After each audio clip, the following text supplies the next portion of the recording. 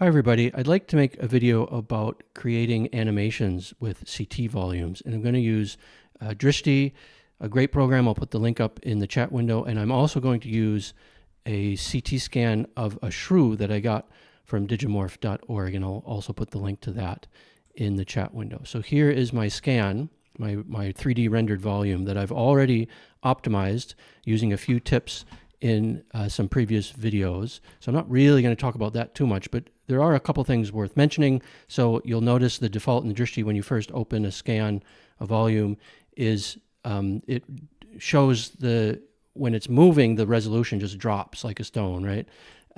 And that is good in the sense that it saves processor power, computing power, but you may not want that. So all you do to fix that is hit H, the letter H on your keyboard, and you can see it's a teeny bit slower. And if I increase the step size by hitting page up, right, the lower the step size, the higher quality of the image, but the less responsive it is. So I think step size 0.2 is really overkill. So I'm going to go back to step size 1.0, which is pretty good, and it's much more responsive when I rotate. Another thing worth mentioning is the default sort of projection, right? And you can see that here I'm looking at the skull from an anterior view, and it's really exaggerating the 3D effects. And I can change that by changing the camera type, and the default is perspective. If I change it to orthographic, you can see that those 3D effects are not quite so exaggerated. So I'm sure you'll come up with good reasons to favor one or the other of those options. Another thing that is worth mentioning that I'm again repeating a little bit in previous videos, but still important, is in many scans you'll find crud in the scan. Bits, who knows what it is, bits of packaging material, or however the specimen was preserved in this or that museum. These little rocks here, or whatever they are of the same density as much of the bone and teeth. In fact, they're more dense. So if I change the transfer function, moving this whole thing over to the right, so it's going to render only the more dense parts of the voxels. You can see that lots of the brain case disappears entirely, but these little bits here are still there. So unfortunately, you can't get rid of it by purely adjusting which voxels you want to render or not. But what you can do is make a clipping plane, and there are better ways to do this, but a clipping plane, all I've done right now is hit the letter C, and that caused this clipping plane to appear, and I'm going to just drag it so I can see all the anatomy that I want, but I'm going to cut off those rocks or whatever they are.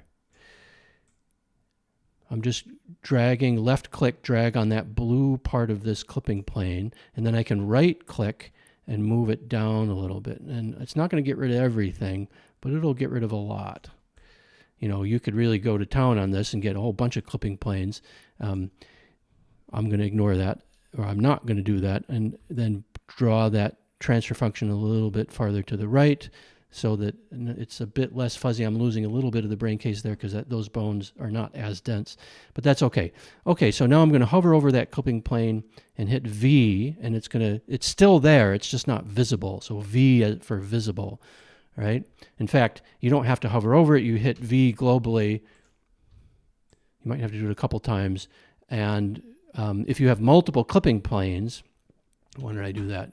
So I'll create another clipping plane right there. If I put the cursor out here in the white bits away from anything, I hit V, all the clipping planes disappear. It's a toggle.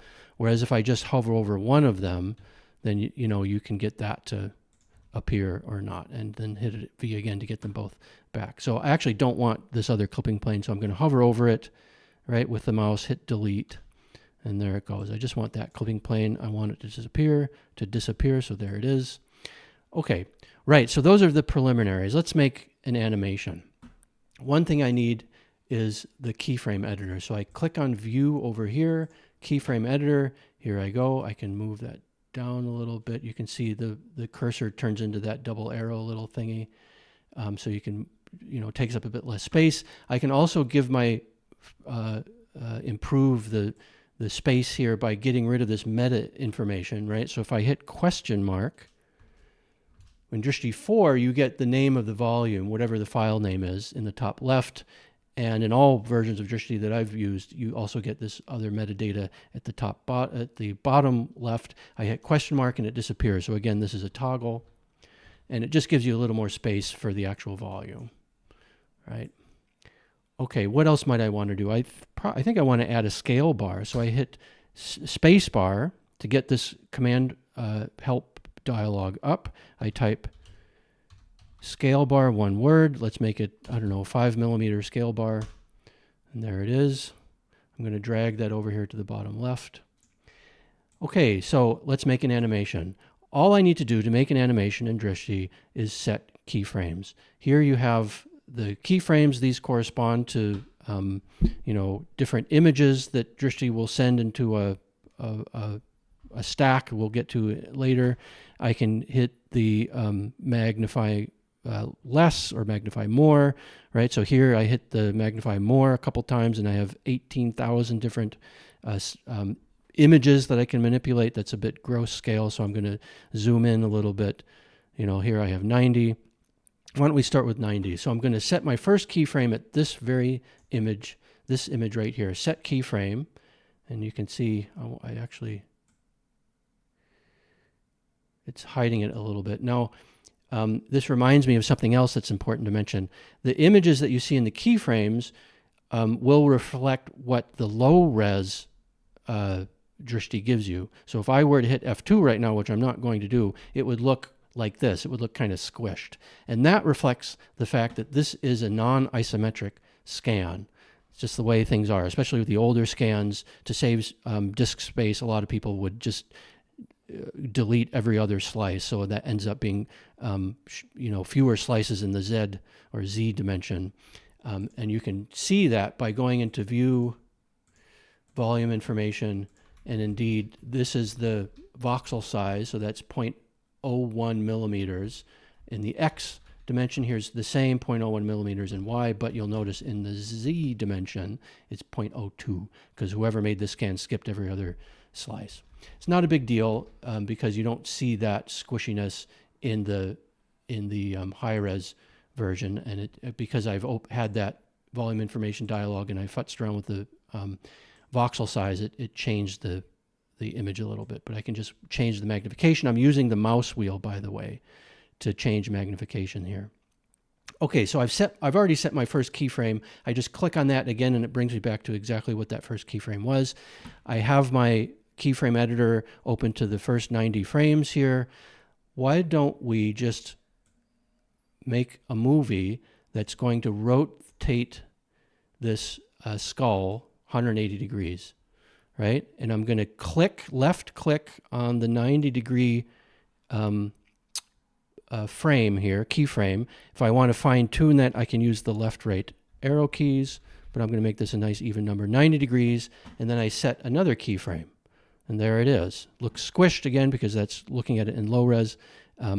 But this is, well, you'll see momentarily, this is not quite the the movie, the animation that you'll want for reasons you'll see in a moment. But I'm going to hit this return to frame 1 button. That's this thing now that I'm hovering over with the mouse.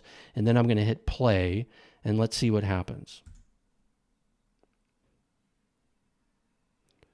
Yeah, so it's zooming way in. This is usually not what you want. Most people would, I suppose, want a nice clean animation without zooming in.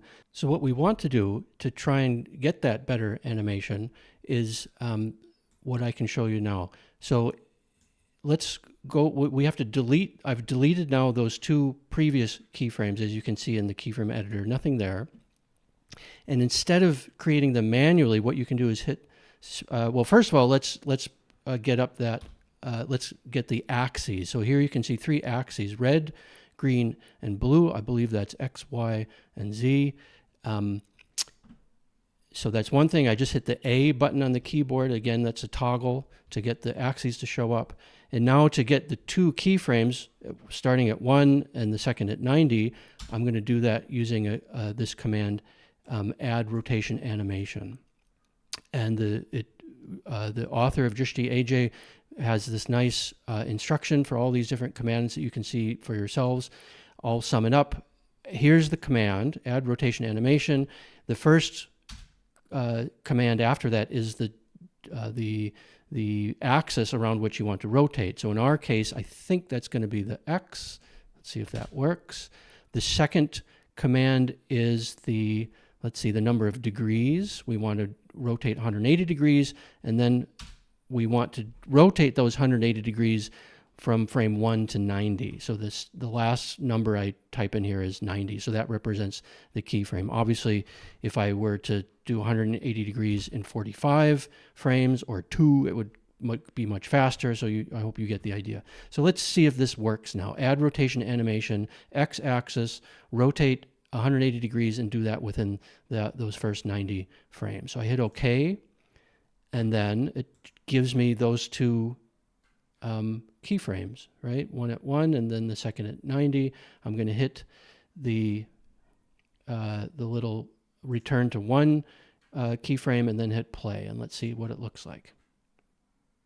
So that is that's good, isn't it? Right? So of course I forgot to get rid of the axes, so you can see that, and probably you'd want to make a better animation than that. It also is cutting off some of the end of that. So let's see if we can fix this. So to get rid of, you've made a mistake like that. I made a mistake like that. So I've left in the 3 axes. That's fine to get rid of. I just hit A again, so it disappears. And then we also saw that it was cutting it off. So what we might do is use the right mouse button can move the whole image, and I moved it a little bit to the right. And then all I'm going to do is replace that keyframe, right? I'm at that keyframe 1. I could use the mouse button, and you can see that would change the keyframe. I'm sorry, the right left arrow keys, what I'm using now. I don't want to do that. I want to, again, get rid of the axes. I mean, the axes came back because I moved to a different keyframe where it had already recorded. So I go back to keyframe 1, hit A to get rid of the axes, and I'm going to replace that keyframe. So and all I do is hit set keyframe again, and it asks if I want to overwrite. I do.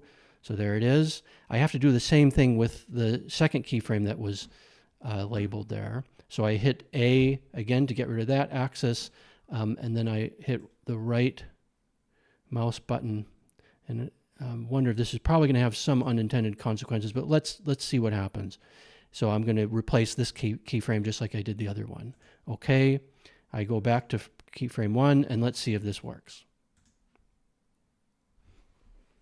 Yeah, not bad. So it's not zooming in. You can define the other axes with that add rotation animation command as I showed you, and it's not running off the view, the plane of view. So that's great. Okay, so there are lots of other ways in which you can create animations, of course. One of which is going through a specimen rather than just rotating it like we just did. We can virtually dissect a specimen. And one way you can do that is with clipping planes. So what I'm going to do now is add a clipping plane. Right, I hit the letter C, and you can see it shows up, and you can hover over any of these 3 axes. It seems only be wanting to get on the blue one right now, but I can also hover over the orange or this green one, and all that will enable you to rotate the clipping planes in various ways. Usually the blue, that's the one I generally use. And what I want to do is rotate this sort of in a series from one side to the other. So make a whole bunch of sagittal virtual dissections, so to speak, from the right side of the skull to the left, so we can see things like turbinates and tooth roots and all sorts of things.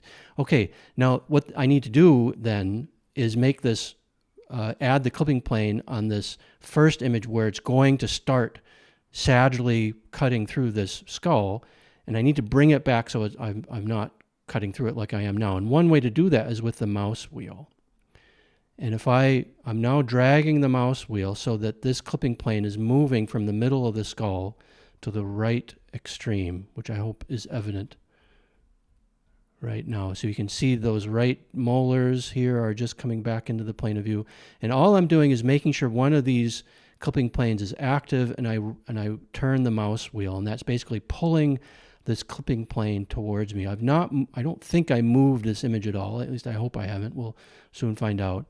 and I'm going to keep dragging it until I get all the way to that right margin of the skull. You can just see that little hole of those poorly ossified bits of the brain case coming to a close.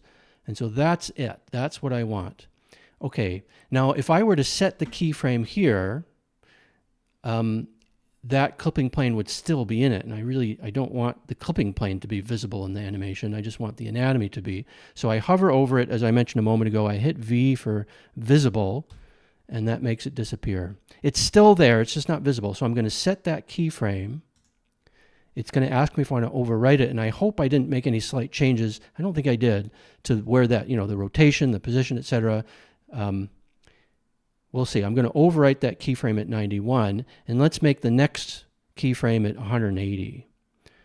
And now I'm going to put the keyframe, I'm going to hit V to get it back again. And there's the other keyframe that we may have forgotten about, but I definitely don't want that in the image. So I'm going to hover over it, hit V, it disappears. I don't want this to disappear just yet, because now I want this keyframe at the other side of the skull. And then between 91 and 180, this animation is going to go through all these intermediate steps from where the clipping plane started to where, as you'll see, it's going to end. I mean, there's probably a better way to get this clipping plane to move faster, but I don't want to risk changing the position of the skull, because of course that's going to end up in the animation as well. All I want to do is move the clipping plane all the way to the other side. So I'm going to very slowly and painstakingly mouse wheel through this whole skull, and hopefully you'll bear with me for a moment. So there it is. I'm pretty much at the other end of the skull. Let's just get through that tip of the coronoid process of the mandible. There it is, all gone. Okay, so now I'm going to set a new clipping plane, but again, I don't want that clipping plane to be visible. I hover over it, hit V so it disappears. You can see my keyframe editor is already at 180, so I set keyframe, and there it is. Okay, let's see what it looks like. You've already seen let's start towards the end of that rotation part of the animation and hit play. So I click directly on 71 in my keyframe editor with the left mouse button, and now I hit play. So continuing with the animation that we already did, and now in theory, there you go. That is showing you that invisible clipping plane going from one side of the animal, of the skull, to the other. And there you can see molars, lower molars, upper molars, some of the roots there just flash by. And obviously, if you want this to go more slowly, then all you got to do is space out these keyframes so that there are more frames in between them.